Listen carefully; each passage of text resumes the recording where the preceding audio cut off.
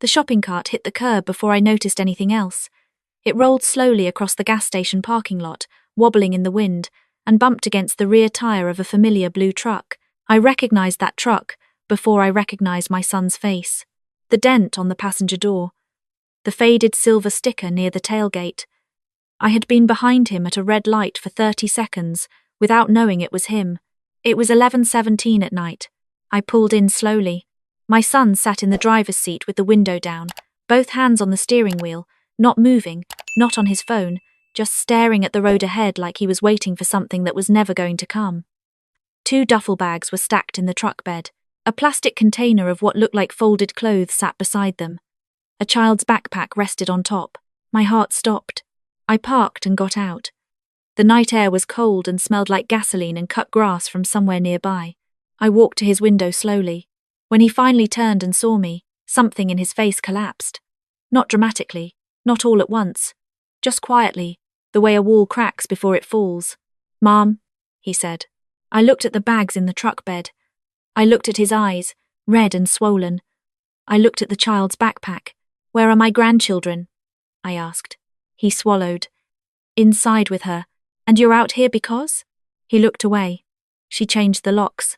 For a moment I said nothing. I had built my life on patience. 31 years in property management, then real estate investment, then quiet accumulation. Patience had made me everything I had, but standing in that parking lot at nearly midnight, looking at my son sitting in his truck like a man who had been told he no longer existed, I felt something I rarely let myself feel. Fury. "Get out of the truck," I said. "Mom, it's late. I don't want." "Get out." He did. We sat at a plastic table near the gas station entrance under a flickering light. He talked slowly at first, then faster, the way people do when the words have been locked up too long. He told me everything, or at least everything he knew. 3 months earlier, my daughter-in-law had told him she wanted him gone. Not a separation, not a conversation, not a counselor. Gone.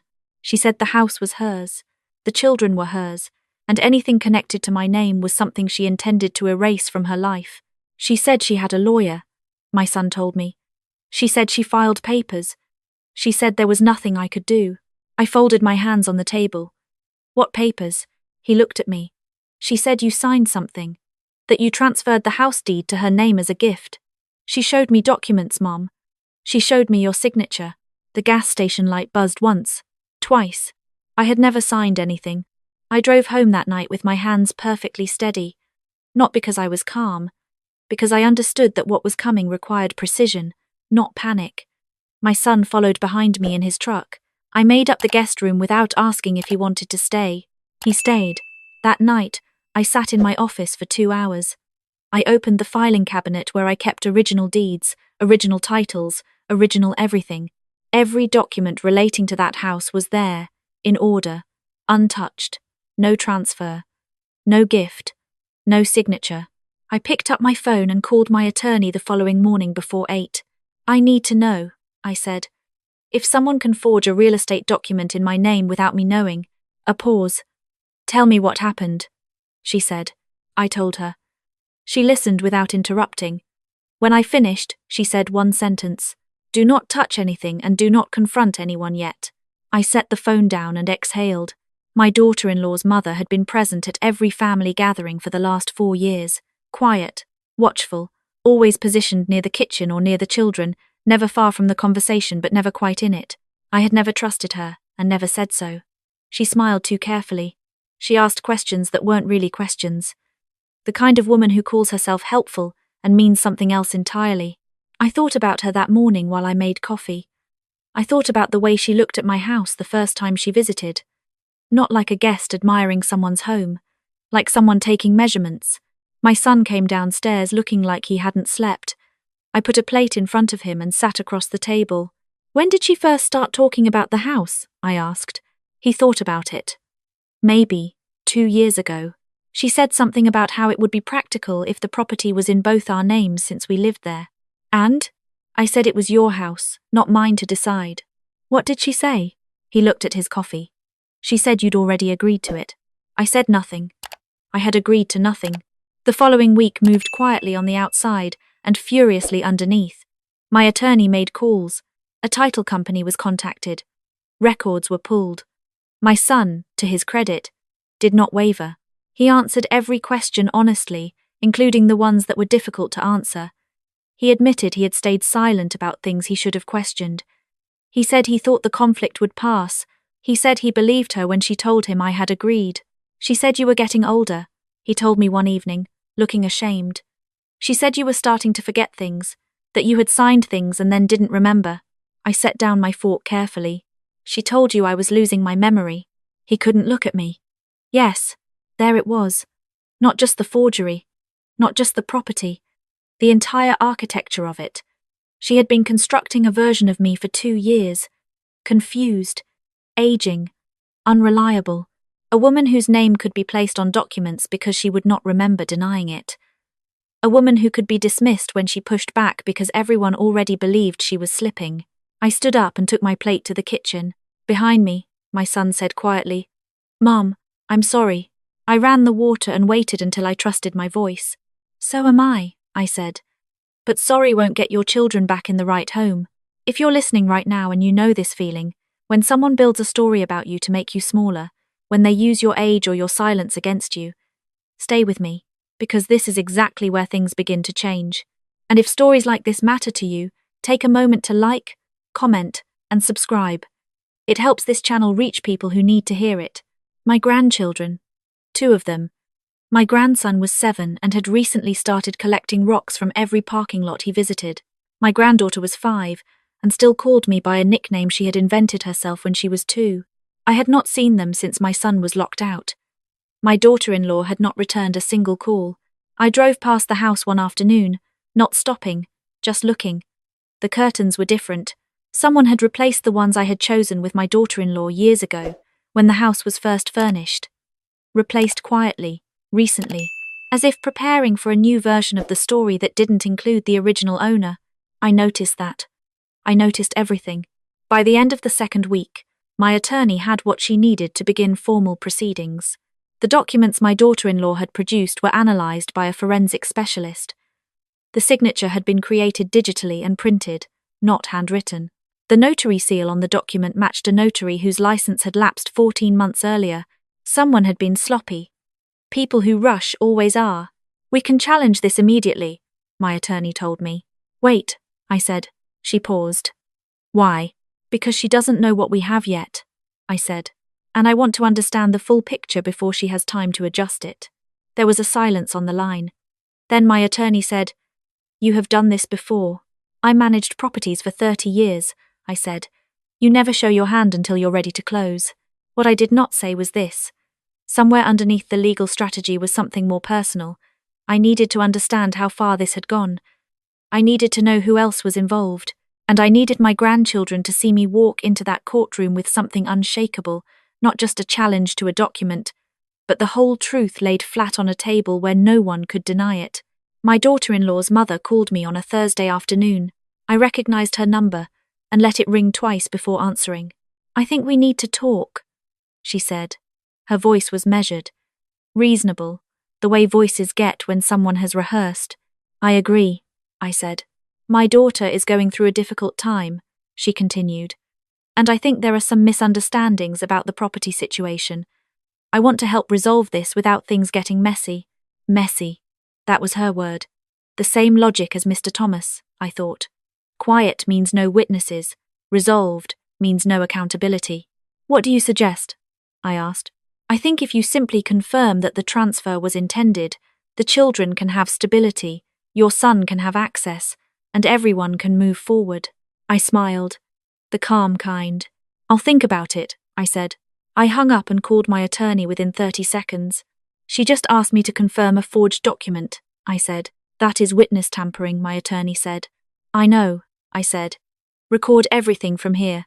What happened next came from a direction I had not expected. My son's former colleague, a woman who had worked alongside him at the same firm for 6 years, sent him a message on a Tuesday morning. She had heard through people they both knew that there was a legal dispute involving the family home. She said she had information. She said she was uncomfortable keeping it. She said she had seen documents she was not supposed to see. My son called me from the driveway, his voice careful and quiet. Someone wants to talk to you, he said. Someone who worked near their office. She says she has emails. I met her at a diner 2 towns over. She arrived wearing a grey coat, her hands wrapped around a takeout cup she had brought from somewhere else. She was nervous in the kind of way that comes from carrying something too long. Not guilty. Tired. She sat down and looked at me directly. I worked in the same building as your daughter-in-law's mother, she said. She does consulting for a few small businesses. About 8 months ago, I was in the copy room, and a folder came out of the machine before I realized it was not mine. I glanced at the top page before I understood what it was. She opened her bag and removed a sealed envelope. It had your name on it, she said, and a signature that was clearly generated on a computer, and a note attached that said second version, cleaner. I did not move. Why didn't you say something then? I asked gently. She looked at the table. Because she had referred 2 clients to the firm I work for. My supervisor told me to stay out of family matters. She paused. But then, I heard about the children, and I couldn't. I reached across and took the envelope. You won't have to do this alone, I said. She looked up. You don't know what she's like when she's cornered. I do, I said. That's exactly why I brought backup. She did not see the attorney who had been sitting at the counter the entire time. The morning of the hearing was grey and still. My son drove. I sat in the passenger seat watching the town pass by. The same streets I had driven for decades. The same hardware store on the corner. The same diner. The same elementary school where my son had once attended and where my grandchildren now went. Everything familiar. Everything at stake. Inside the courthouse, my daughter-in-law sat with her mother directly behind her, 1 row back, close enough to whisper. Her attorney was polished and quick with language, the kind of lawyer who wins on confusion when he cannot win on facts. He spoke first, as they always do, when they believe momentum is theirs. He described a grandmother interfering in a marriage, a mother-in-law unable to release control, a woman using property as leverage over her adult son, who had been, the attorney said carefully, struggling with instability. My son's jaw tightened beside me. He had been called unstable. He said nothing. My attorney stood. She did not raise her voice. She placed 3 documents on the table and walked the judge through each one. The forensic analysis of the signature, the lapsed notary seal, the timeline showing the document was created 9 months after the date printed on it. My daughter-in-law's attorney objected twice. Both objections were overruled. Then my attorney said, "We have a witness." My daughter-in-law's mother, who had been still and composed the entire morning, shifted once, quickly, in her seat. The woman in the grey coat was brought in. She took the stand. She spoke slowly and clearly. She described the copy room, the folder, the document, the note attached that said second version, cleaner. She described recognizing the name on the top page. She described what she chose to do and what she had been pressured to stay silent about. The judge asked her directly, "Did you see an original handwritten signature on this document?" "No," she said. "It was printed." The judge made a note. My daughter-in-law's attorney tried to discredit her. He pointed out that she was a connection of my son's. He suggested motivation. He used the word convenient several times. The judge removed her glasses. "The document analysis is not convenient," she said. "It is forensic." She looked at my daughter-in-law. "Did you prepare or commission this transfer document?" Silence. The judge repeated the question. My daughter-in-law's mother stood up from the gallery. Her daughter does not have to answer a question designed to. The judge's voice did not rise. It sharpened. "Sit down," she said, "or I will have you removed." The room went still. My son reached under the table and took my hand. I held it without looking at him. The judge reviewed the documents in full. Then she called a recess. In the hallway, my daughter-in-law walked past with her attorney without looking at me. Her mother stopped 2 feet away. "You think you've protected him," she said quietly. "You haven't. You've just made this ugly." I looked at her. "It was already ugly," I said. "You made it. I'm just making it visible." She walked away. My grandchildren were at school during the hearing. That had been arranged carefully, deliberately. They did not need to sit in a courthouse. They needed to be where children belong, learning things, drawing pictures, running at recess. Their grandmother would handle the rest. When we returned to the courtroom, the judge was already seated. She spoke without preamble. Based on the evidence presented, the transfer document submitted as Exhibit A is deemed invalid. It bears a fraudulent signature, a lapsed notary seal, and inconsistencies in creation date that disqualify it entirely. All claims to property ownership based on this document are dismissed. She looked at both parties. Furthermore, this court is referring the matter of document falsification to the District Attorney's Office for review. That determination is not mine to make today, but the record will reflect what was found here. My daughter-in-law's attorney stood. My client had no direct knowledge of. The judge raised one hand. That will be for another proceeding, she said. We are done for today. The gavel came down. Outside, a woman I did not know stopped me on the steps. She said she had been in the gallery. She asked if it was true that the document had been completely fabricated.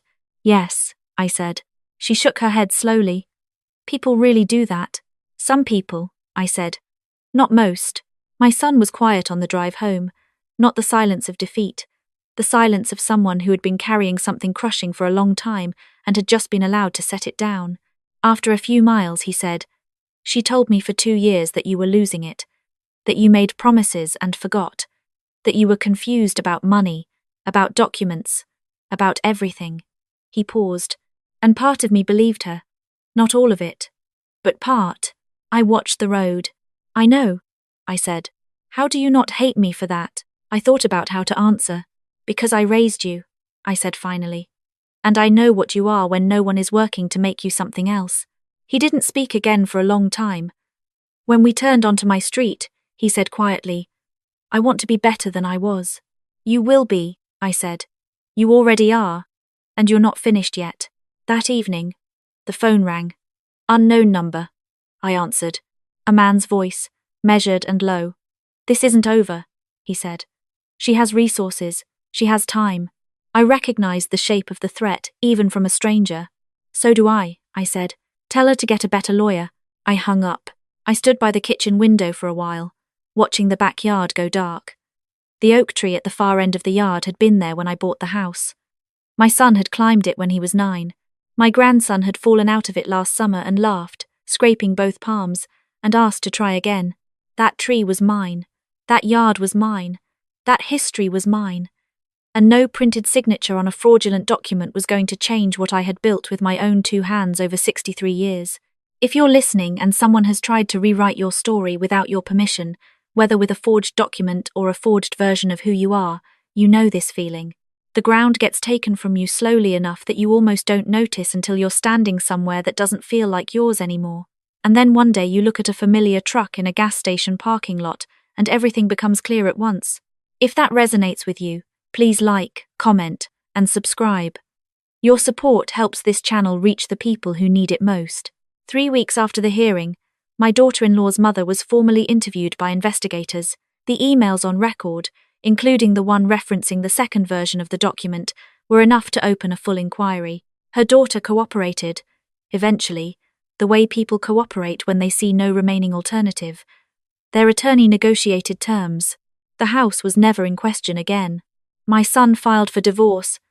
That was his decision, made quietly and with more clarity than I had seen from him in years. He told me he was not angry anymore. He said he was mostly just tired of performing a life that had never been real. The children came to my house on a Saturday in October. Both of them at once, running through the front door before I could get off the kitchen stool. My grandson showed me a rock he had found in the courthouse parking lot 2 weeks earlier, grey with a white stripe through the middle. He said it had been waiting for him specifically. My granddaughter climbed directly into my lap and fell asleep within 20 minutes as though her body had simply decided it was safe enough to rest. I sat there for a long time without moving. The district attorney's office concluded its review 4 months later. My daughter-in-law's mother was charged with document fraud and 1 count related to the witness contact she had made before the hearing. She accepted a plea. There was no dramatic moment in a courtroom, no outburst, no collapse, just paperwork and consequence, and a name that slowly disappeared from the conversations of people who had once spoken it with confidence. My son started a small landscaping business in the spring. He was good at it. He had always been good with his hands and with the patience that outdoor work requires. He called me on a Thursday evening to say he had just signed his first commercial contract. I heard something in his voice I hadn't heard in years. Not happiness exactly, Solidity. On a morning in early May, I drove to the gas station where I had found him that night in November.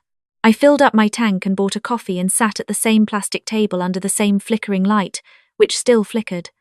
A shopping cart rolled across the lot in the wind and stopped against the curb. I thought about that night. The bags in the truck bed, the child's backpack, my son's hands on the steering wheel, not moving, waiting for something that wasn't going to arrive. I thought about everything I had not said in that moment, how I had kept my voice steady because someone had to, how I had driven home with my hands steady because steady was what the situation required, how I had built my entire life on the understanding that the people who love you are worth whatever precision and patience it takes to protect them. I drank my coffee.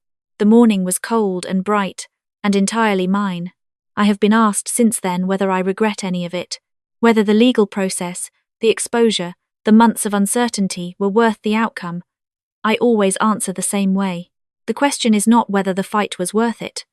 The question is whether the alternative, silence, agreement, simply confirming a document that was never mine, whether that would have protected anyone.